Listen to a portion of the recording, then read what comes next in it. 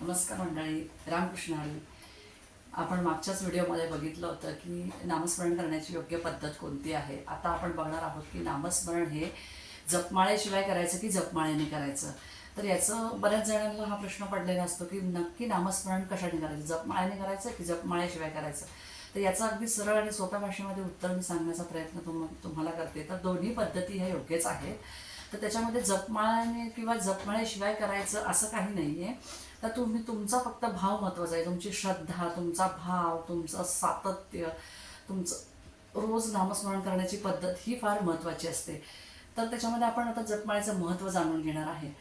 आपल्या शास्त्रामध्ये जपमाळेचं महत्त्व असं सांगितलेलं आहे की ज्यावेळेस तुम्ही नामस्मरण करता, कोणत्याही देवाचं नाम घेता मुखाने, तेव्हा मणी हाताने फिरवत असता. त्याच वेळेस तुम्ही तुमचं मन हे इकडं तिकडं विचलित न होता किंवा इतरत्र भटकत न जाता एकाच जागी स्थिर होतं, एका नामावरती स्थिर होतं आणि त्याच्यामुळे तुमची सातत्याने एकाग्रता वाढते. म्हणून जपमाळेचं महत्त्व सांगितलेलं आहे. आता जपमाळेशिवाय नामस्मरण कसं करायचं? तर जपमाळेशिवाय जर आपल्याकडे जपमाळ नसेल तर आपण नामस्मरण थांबवायचं का? अजिबात नाही. जर तुमच्याकडे जपमाळ नसेल तर तुम्ही नामस्मरण करतच राहायचं.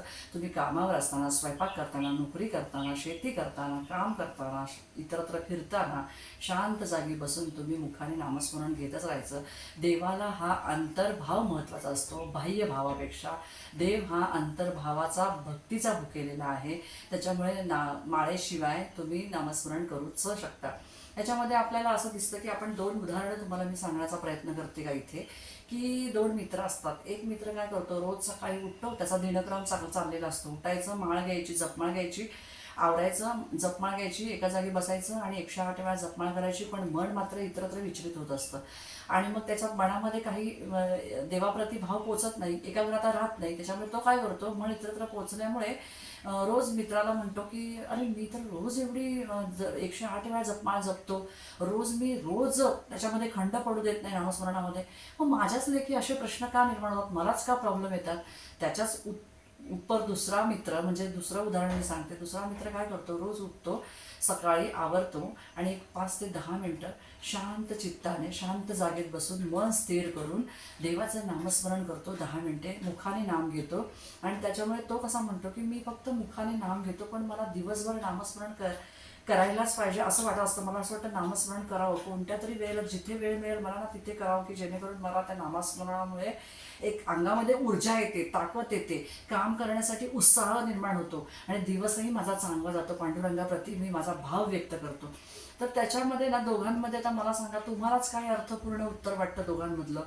तर मला हेच इथे सांगण्याचा प्रयत्न मी केलेला आहे की नामस्मरण करताना आपण काय करत असतो, की नामस्मरण करताना आपल्याला नाम म्हणजे माळेनेच केलं पाहिजे. साधनेमध्ये नामजप करताना जपमाळ ही फार महत्त्वाची असते, कारण त्याच्यामुळे साधना होते आणि एकाग्रचित्त वाढते, एकाग्रता वाढत असते आपली. त्यामुळे साधनेमध्ये किंवा ग्रंथामध्ये माळेला महत्त्व दिलेलंच आहे. पण जर आपल्याकडे जपमाळ नसेल तर आपण मात्र तोंडाने, आपल्या मुखाने पांडुरंगाप्रती एकरूप होऊन त्या सातत्य, श्रद्धा, भाव, भक्ती एकत्र करून आपण नामस्मरण केलं पाहिजे. आणि साधू संतांनी हेच लिहून ठेवलेलं आहे, पांडुरंग हा भावाचा भुकेलेला आहे. तुम्ही कशाने करताय किंवा कशाप्रती करताय हे महत्त्वाचं नाही आहे. तर सांगण्याचा भावार्थ एवढाच आहे की नामजप हे माळेनेच केलं पाहिजे किंवा माळेशिवायच केलं पाहिजे. या दोन्हीमध्ये जो काही तफावत आहे त्याच्यापेक्षा तुम्ही नाम कसं घेताय, भाव तुमचा काय आहे, अंतर्भावातून तुम्ही पांडुरंगाचं नाव कसं घेताय, तुमची श्रद्धा, भक्ती आणि एकाग्रता काय आहे, हे याच्यामध्ये सांगण्याचा प्रयत्न केलेला आहे. कसे वाटले तुम्हाला माझे नक्की हे विचार? तर मला नक्की कमेंट करून सांगा. तुम्ही जपमाळेशिवाय नामस्मरण करता की जपमाळेने करता किंवा जपमाळ नसताना करता? मला नक्की कमेंटमध्ये सांगा.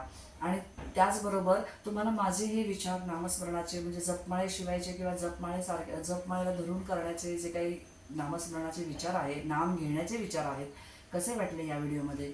जर माझा व्हिडिओ तुम्हाला आवडला असेल तर नक्की व्हिडिओला लाईक करा, शेअर करा. आणि हो, असेच नवनवीन व्हिडिओ, जर अध्यात्मासंदर्भाचे व्हिडिओ तुम्हाला ऐकायला, बघायला आवडत असतील तर नक्की आपल्या चॅनलबरोबर जोडून राहा. आपलं चॅनल नवीन आहे, चॅनलला सबस्क्राईब करा. भेटू एका नवीन व्हिडिओमध्ये, नवीन एका विषयाबरोबर. धन्यवाद. रामकृष्ण हरी मंडळी.